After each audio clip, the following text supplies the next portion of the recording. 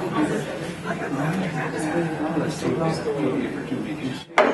like to call this regular meeting of Council to order.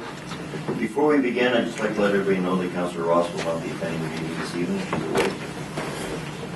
So first up, we're going to adopt the agenda. Recommendation Council adopts the March 26, 2018 regular meeting agenda as presented. Mover, please. Councillor Prague. Councillor Thompson. All those in favor? Anyone opposed? So carried. On to the minutes. Recommendation Council adopts the March 12, 2018 special to go in-camera meeting minutes as presented. Mover, please. Councillor Tripp, Councillor Prague. All those in favor? Anyone opposed? So carried. Next one is Council adopts the March 12, 2018 regular meeting minutes as presented. May I have a mover, please? Councillor Tripp, Councillor Thompson. All those in favor? Anyone opposed? So carried. Additions. Okay, item 6. Recommendations. All written reports of council submitted to the March 26, 2018 regular meeting be received. May I have a mover, please? Councillor Thompson. Councillor Tripp. All those in favor? Anyone opposed? So carried. Verbal report from the RDKB Rep. I have no report this evening. So we'll move on to item 8A. Recommendations from staff for decision. 8A. Sensitive ecosystem inventory implementation in the official community plan development and engineering services. The recommendation is that council direct staff to develop the implementation of the sensitive ecosystem inventory by drafting amendments to the official community plan and associated bylaws. May I have please Councillor Thompson. A second. Councillor Butler. Discussion. No. All those in favor? Anyone opposed? So carried. 8B. Subject matter. Grand Forks Art Gallery revised lease agreement. Corporate services. Recommendation is that council approves the changes made to the pre-existing lease between the Grand Forks Art Gallery Society and the City of Grand Forks as presented. May I have a move, please? Councillor Butler, Councillor Thompson. Discussion. Councillor Butler and Councillor Tripp. Thanks, Mr. Mayor. I just wanted to say that this was obviously gone over with a fine-tooth comb, and legal did a really good job looking at all the different areas that needed to be revised. I just wanted to make sure before we approved it that the art gallery was also in agreement with the revisions, and obviously there's been a lot of work done, so thank you. Councillor Tripp and Councillor Thompson. Oh, no. She's asked the same question I was going to ask. Thank you. I just wanted to compliment both parties on a readable document.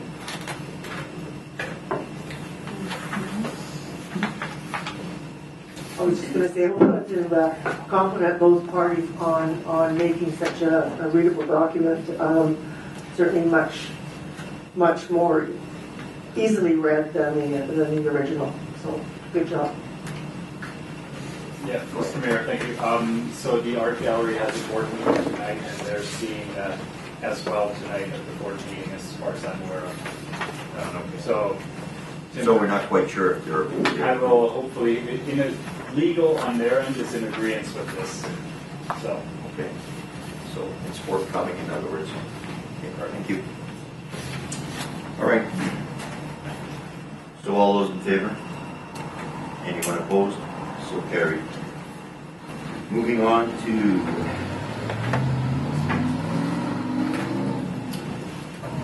information items. Memo 2018 Cannabis Survey Results from Engineering and Development. Recommendation is the council receives the memorandum from Engineering and Development regarding the Cannabis Survey results for discussion purposes. May I have a mover, please? Councillor Thompson, Councillor Hammond. Discussion. Councillor Butler.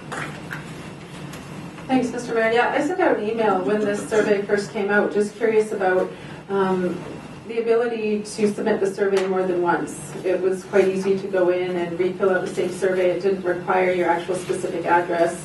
It didn't require your name. It was pretty much anonymous. And staff said that they would be screening to make sure that there wasn't any abuse of the survey, that people would be submitting multiple times, or someone from Greenwood or I don't know, California might be responding to the survey. But I'm not sure exactly how that screening process worked, and I'm not sure that I have confidence that people didn't respond multiple times. So I'm just wondering if I could get any more assurance on that. For CEO. Yeah, I believe the manager, deputy manager of operations has some information on that. Right. Thank you, Mr. Mayor. People did fill it in multiple times, and it was easy to spot because, in general, it would be coming in 2 minutes after the last one with very similar answers or the same answers. And the rest of the screening I'll keep as a bit of a secret sauce, but suffice to say is I'm confident that we were able to pick out the multiple submissions. There were maybe 3 people that really abused the system. A couple others that I think just forgot they had submitted and resubmitted, but we were able to.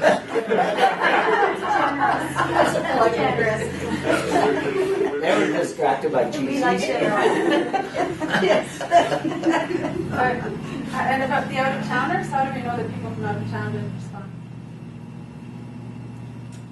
It is possible that they could have slipped something in. The reason why we didn't collect specific addresses is because I felt that it would be a barrier to participation if people had their opinions on cannabis tied to their actual address. The 2 main screens for whether or not they were locals was the question at the end, which is what is Grand Forks known for. And if you could see all the answers, you'd know this was predominantly locals. The old sign by Red Cross was brought in quite a bit with its alteration, as well as That was on the weekend. oh, sorry, on the East End, as well as other various rants about Grand Forks and raves. So it was a generally. I'm not saying no one could have slipped in from, say, Greenwood or Midway, but there was no rampant abuse of the survey. It was very much a local opinion, and it's not a statistical survey. It's a public opinion poll, if you will. So it's not that you can extrapolate from the results and say that this represents all of Grand Forks. It's for information. Those who felt strongly on the issue were given the opportunity to provide input. We did get about 400 responses, which is a good chunk of folks in the area. But it's not to be taken to mean that represents the other 7,000 people in the valley or 4,000 people in town. It's just this was what 400 people felt, and with a confidence that it was mainly folks from Grand Forks, and that it was not abused, except for, like I said, the few times I was able to screen out the obvious repeats. Councilor Butler. So people that own multiple properties in town, were they able to respond once for each property that they own? No, the survey was not set up like that. Yeah. Hearing none. All those in favor? Anyone opposed? So carried. All right, moving on to our next information item, which is 10B. It's from the Ministry of Finance, letter reply regarding request that local government share in provincial cannabis tax revenues. Councilor Hammond.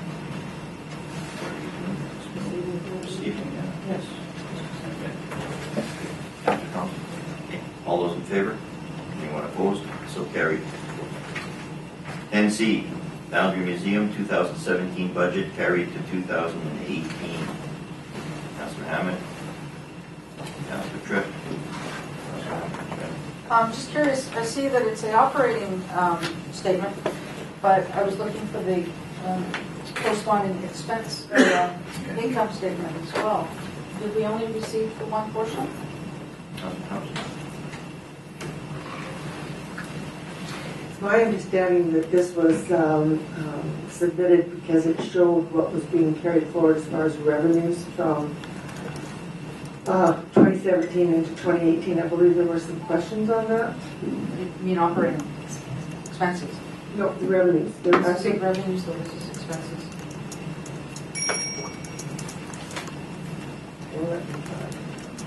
Yeah, that's all. Page 150. Yeah. Page 115? 150.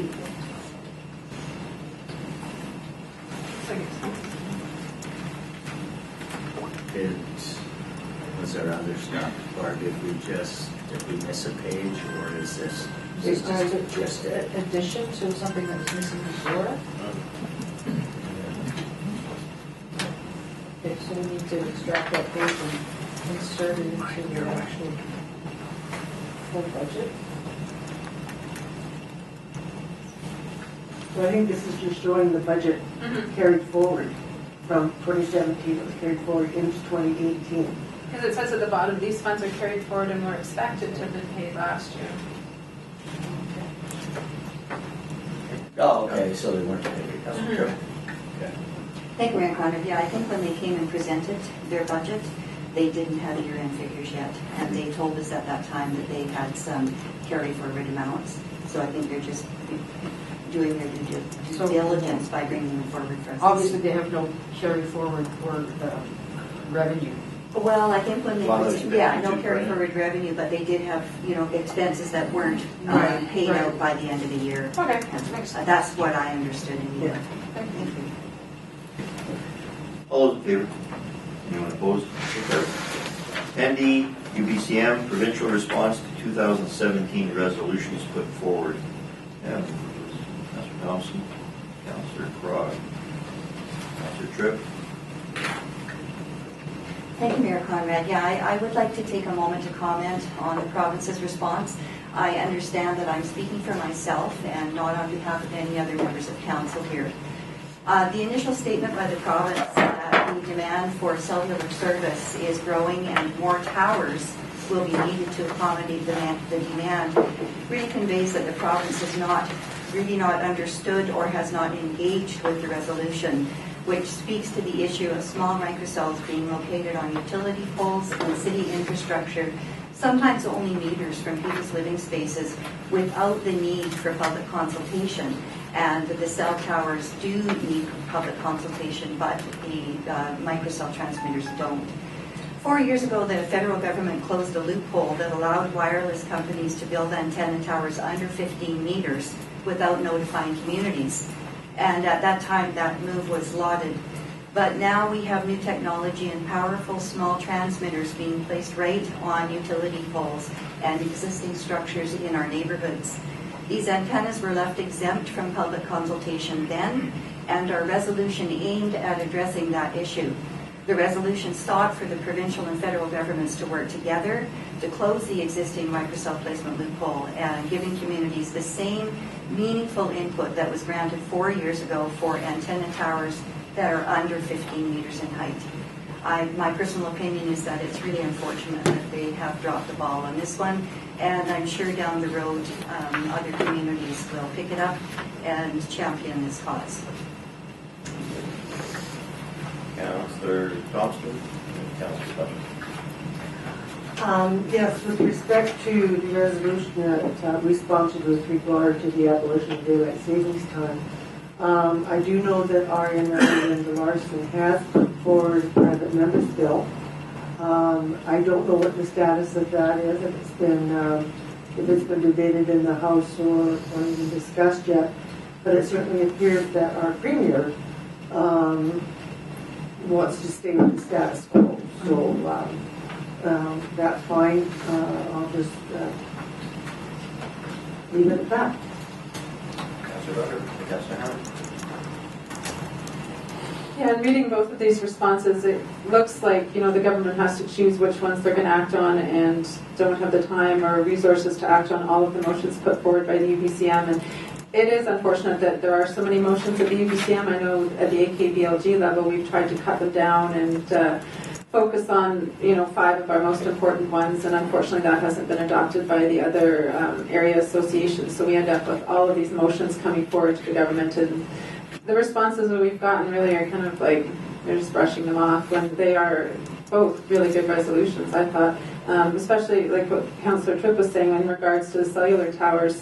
They're saying here cellular providers must share towers where possible, consult with local governments and the public, regardless of tower height and type. But that's only types of towers, and we're comparing apples and oranges. The microcells are not being considered towers. They're a completely different entity and not being regulated. So that was not obviously conveyed with the resolution to the government. So try again next year, I suppose. Thanks, girls, for putting those motions forward, though they were both good. Any other discussion? Hearing none. All those, Councillor Hammond, do you want to speak? That's okay, I just wanted to say, I was disappointed too with the daylight savings one, because there was, I know when he challenged it after the past of the UBCM, Morgan challenged people to email him, and he finally came back on TV saying, please don't email me anymore, and inundated. And now they're deciding that they have no current plans to launch a fresh public consultation, so you know, I still think we should do the Creston and maybe just go rogue. Yeah. All right. All those in favor? Anyone opposed? So carried. Bylaws. 11A. Election bylaws. First three readings. Corporate services recommendations. Council gives the first three readings of the general local government election bylaw, number 2042-2018. Mover, please. Councilor Thompson, Councilor Butler. All those in favor? Anyone opposed? So carried. Secondly, Council gives the first three readings of the automated voting machine authorization bylaw number 2043-2018. Councilor Thompson, Councilor Hammond. All those in favor? Anyone opposed? So carried. Moving on to 11B, subject matter, final reading of the OCP bylaw amendment and zoning bylaw replacement, repeal, development, and from development engineering services. Recommendations. Council gives the final reading to the official community plan bylaw amendment 1919-82.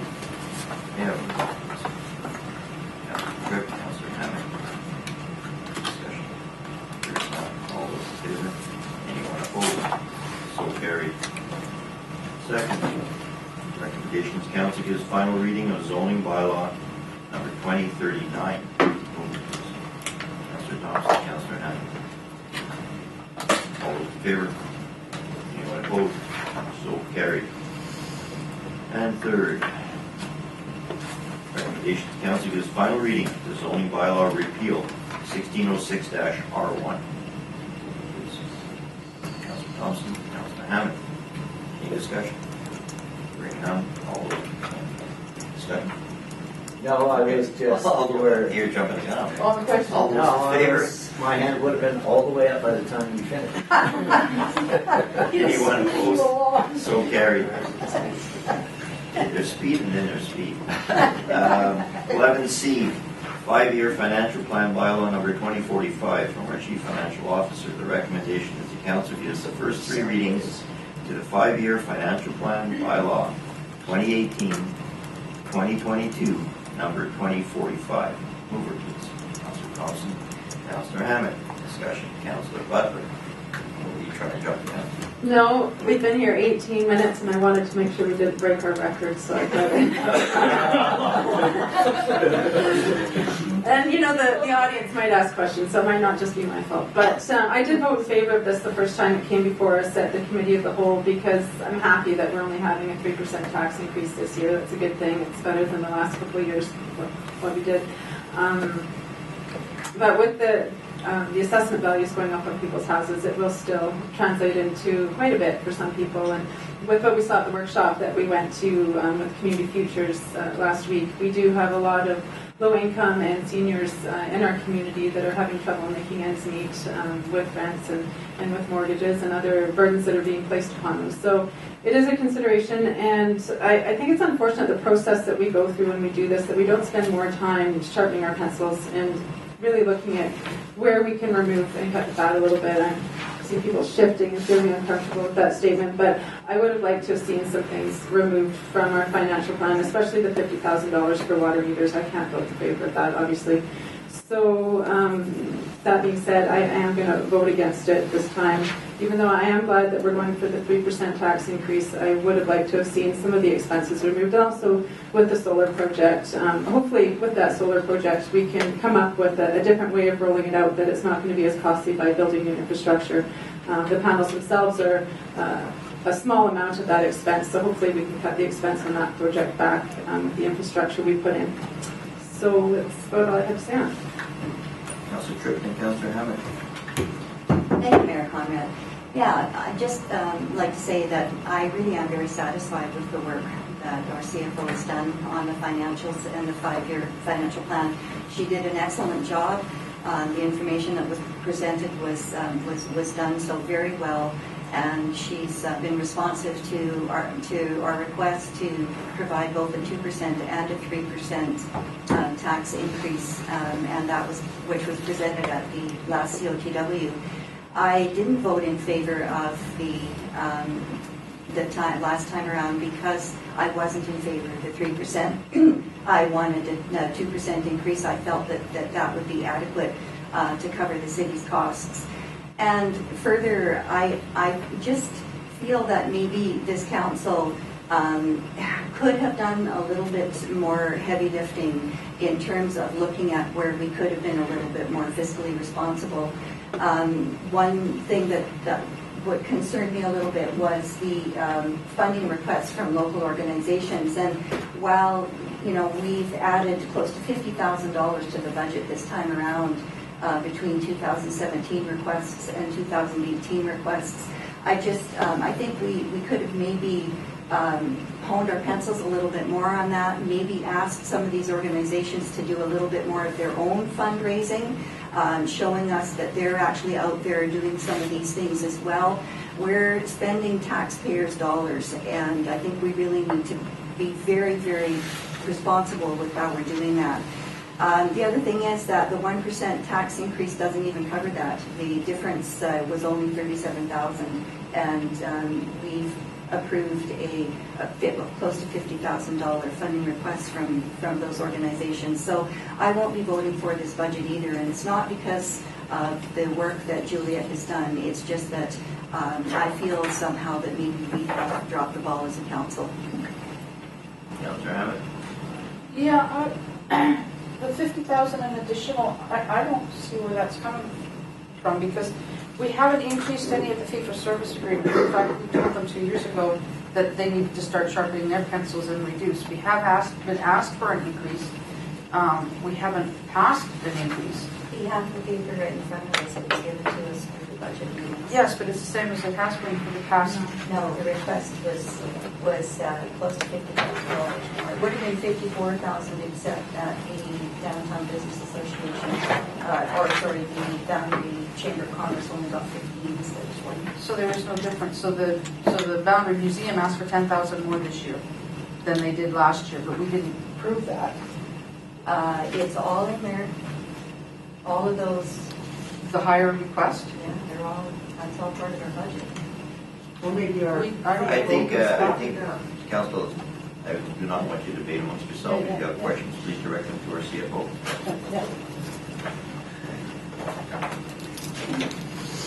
Thank you, Mr. Mayor.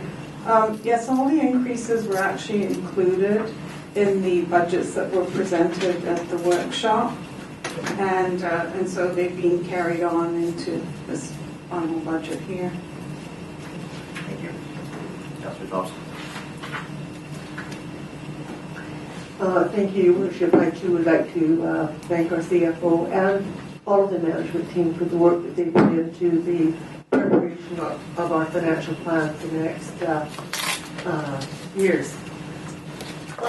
We had a number of workshops that were open to the public, and with the lack of attendance and feedback from our electorate, I have to assume that they're not accountable with what we're doing and what we have proposed. I do hear what other councillors are saying.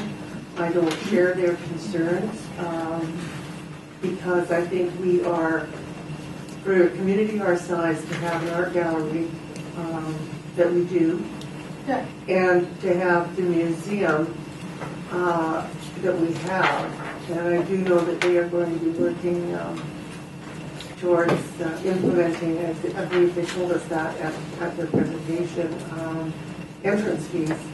And I think I just can't pick on those two particular organizations with budget cuts. The water meter issue, that is a done deal. That is complete, and that doesn't impact our taxes anyway. goes into the water. Plus, it's a subject we don't discuss. That's true, we don't, yeah, you're right. Respect. But at any rate, I will be voting in favor of the financial fund. Councillor Butler.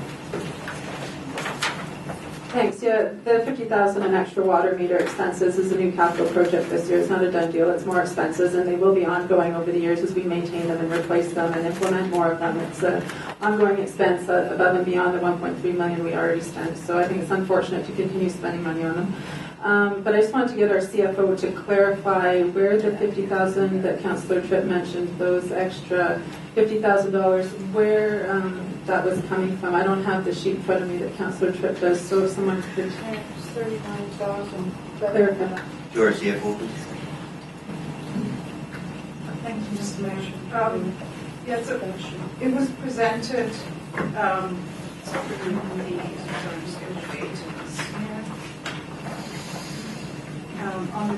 the January 29th budget workshop package.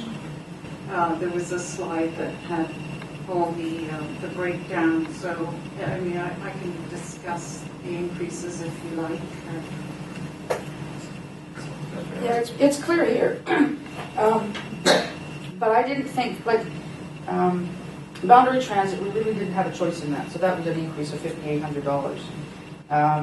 The Disc Sports Club that came to us, the council had approved $5,900 for them. Search and Rescue, they've never been funded by us before, so that's $10,000. But I don't believe that we approved, when they did a presentation for the Boundary Museum, we suggested other revenue sources for them as to increase, because they came looking for a $10,000 increase. And we had that lengthy discussion about their admission fees and other avenues for them to generate revenue, partnering with other tourist-type groups. And also the Boundary Regional Chamber of Commerce, $5,000, I believe that should come out because they made an error in their application. It should have been only $15,000 and not $20,000. Thank you, Mr. Mayor. Yes, actually, that extra $5,000 has been removed from this budget. Okay. It was subsequently removed. So out of this increase of new money of $39,000, $15,000, if that came out, that would reduce us down to $25,000. The Kettle River watershed is 15. Yeah. The Kettle River watershed That one got added. after, so it's not on. And Councillor Tripp. thank you. Yeah, and I mean, I think it's important for us to support, these organizations. I absolutely believe that. But where do we look at, what are they doing for fundraising efforts? That kind of thing. I just think we could have sharpened our pencil a little bit more, and then maybe for next year, we'll have a look at that. We also have to subsequently look at it. I know this is not going to go over well what I'm going to say now, but we're talking $20,000, $25,000, $30,000, but we're funding an organization like the Art Gallery, which is over $150,000. We're looking at patents here that we're talking about. So let's focus really where the big money is going. Well, exactly. Councillor Hammond. Yeah, in the big picture, when we're dealing with a $24 million. Plus the gallery's proposing an increase going up to the 170-something thousand. Yeah, it's a small amount. I just thought that we had already tightened our, I think it's redundant. with those two items, those two items specifically. I was surprised to see still in there. If the 5,000's come out with the chamber, 10,000's still in there for the museum. But for $10,000, I'm not going to vote that down. So I'm going to call a question. All those in favor? Anyone opposed? Councillor Tripp, Councillor Butler are opposed. Motion carried. We have no late items, so we move on to questions from the public and the media. And I believe everybody knows the routine, so I won't go into it again. Gentlemen in the, we'll call it the third row. Maybe you're in the fourth row. Second, Your Worship. Second? Yes. I thought you were being We can't fill up 3 rows at these. Good evening, Worship and Councillors. My name is Nigel James, and I've been a resident of Grand Forks for nearly 9 years. And the reason why I wish to talk is about the 5-year plan. And that gives me my in to open it up. Now, as His Worship said, he wanted to save some big money. Well, 2 weeks ago, we agreed to spend 20,000 on FOI actions and so on. Well, there's 20,000 you didn't have to spend, I would have thought.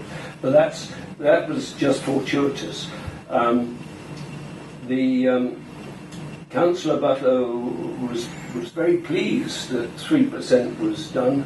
I personally am not pleased at 3%.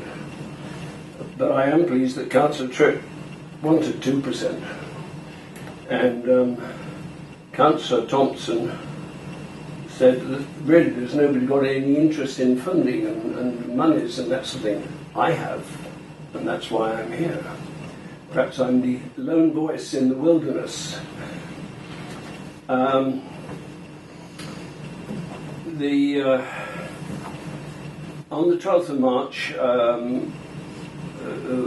it was a good repartee between various parts and so on, and a good humoured conversation. I noted that Councillor Krog wished to raise his hand twice, actually, to ask questions, but unfortunately the action was too fast for anybody to notice, except for somebody noticed anyway. Anyway, I'm glad it was general repartee, because I think it's important also that council meetings are, thank God they're not like the House of Commons and extremely rigid with parliamentary procedures, but it can be, for instance, at the time we were discussing the costs of the utilities being hooked up and so on, it got a bit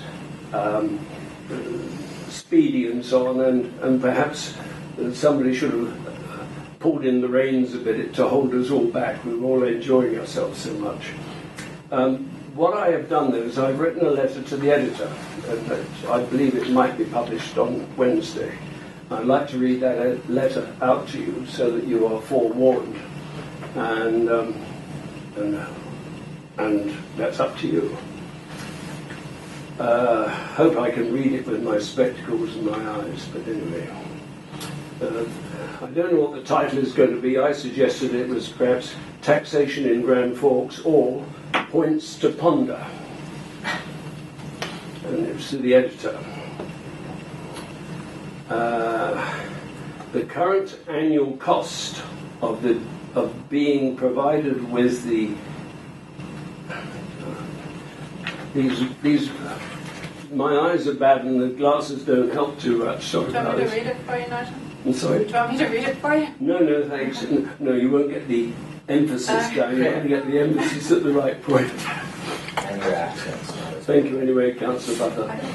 The current annual cost of being provided with the availability to be... so come on, I can't jump from one line. I go back to the same line again. The ophthalmologist who I pay twice a year obviously isn't doing his job. With the availability, the availability being hooked up, shall we say, to use the 4 essential utilities: water, sewer, electricity and basic garbage. And this is for most residential properties in Grand Forks, is $1,290 about a year, which, as His Worship said, it's about $3 a week. So, is that right? Yes, I think so. Or a day. Whatever. No, yes, $3 a day. The only additional charge is for individual use of electricity. These charges could be considered as an additional tax. Is this a bargain? One lady councillor said it was a bargain. In the 9 years I have lived in the city, the average percentage increase in the fixed cost of utilities is 4.7%. 4.7% is the average annual over those 8 years when you combine all the increases. During that time, the national cost of living, or the rate of inflation, has averaged just about 2%.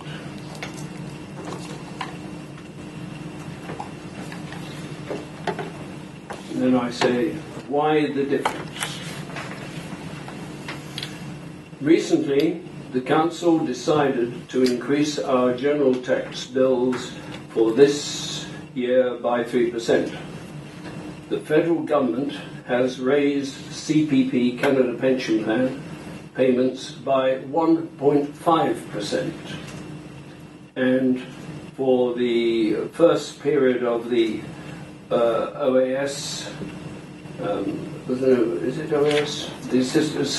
The old age supplement, that's right, by 0.2%. That's for the first period. Considering that almost half of our residents rely partly or even totally on these reimbursements of their prior enforced savings, also known as entitlements, there could be a cash flow problem for some seniors. And I end off in saying, thank goodness we are not charged for the air we breathe, yet. Made it under the wire. I can't read fast, I'm afraid. That's good. Thank you, Mayor Conrad. Yes, just to make a comment about that, I know that there are a number of seniors in this community who are living in their homes, they're on fixed incomes, and they are really right on the edge of poverty and of not being able to afford their homes. I've been told that a significant number of seniors are actually going to be needing to sell and get out of their homes because they just simply cannot afford. And with the rental situation and the housing situation that we have here, we're making life very difficult for them. And that's the reason why, I consistently sort of try and harp on keeping our costs down, going for a little bit less, because we have an older population in this community. This community it's not a rich community. In terms of provincial averages, we are actually below. Our salaries are below average. That median income that people take home is below the average. We are not a rich community, and those of us who sit at this table, I think we need to make decisions based on that understanding. And $13 may not seem like much to one person. But to another person, $13 here and $15 there and $20 there, that adds up to not being able to maybe buy groceries, the type of groceries you'd like. And that's a big concern for me. With all due respect, Councillor Tripp, I'm aware of that and I'm cognizant totally of the community we live in. Having said that, as it was stated once before from one of our former CAOs, services can be cut. It all depends on what level of service the community wishes to have. And it's all based on that because we do live in a different type of community where we, for instance, we're not going into the water meters, but for instance, we have wells. That incurs a lot of cost because it's mechanical devices that have to bring that water to the constituents. That's just one example. So we have a lot of extra expenses and we offer great services because I've realized in bigger communities, they don't even have as good a service as we have in a lot of cases. Snow removal is one example. The cleanliness of our community, the beauty of our community. This all entails costs. It does not just fall out of the heavens. So I realize and I'm cognizant that we do have a community with elders and we try our best. But if there's a request to lower the level of service, by all means, then the community has that opportunity to bring it forward. Councillor Emmett and Councillor Butler. Yeah, I think, we're trying to provide services with a population of 4,000. And we're trying to provide the same kind of services that a population of 20,000 would receive. People want sidewalks, they want sewer, they want their garbage picked up, they want water, they want hydro delivered to their door. They want all those services, they want the snowplows. They want pretty landscaping, they want the hanging baskets.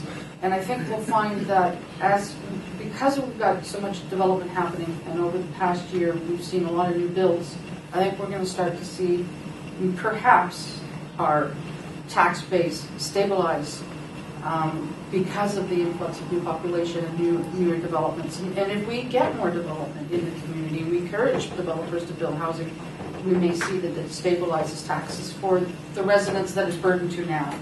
Because we're still providing the same amount of service for, like I say, for 4,000 people that we would do for 20,000 people. Councillor Butler. Yeah, I think Councillor Hammett makes some good points with that, and hopefully our development will help to bolster up our tax base for future. Also, with the industry, but also with new residential properties being built. And the services that you mentioned are definitely essential services that I would fully support funding, and if a tax increase was based on just providing those services, 100% I'd support it. But it's all the little extras, not knowing the difference between needs and wants. And I just feel that a lot of the things that, not a lot, but some of the things that we've included in our budget are wants and not needs. And it's those wants, the 10,000 here, 20,000 there, that add up to that extra percentage of tax increase. Councillor Thompson. I don't want to be left out. Nigel made reference to the additional $20,000 that we had to include in the budget this year for have it amended to include the $20,000 for the freedom of information requests. And that money has to come from somewhere. And I know that in 2018, the surplus that is projected is going to cover unforeseen expenditures like that. And it's regrettable that they happen. Sometimes things occur that are unexpected and you have to pay for them. And we have a bit of money put away that we can now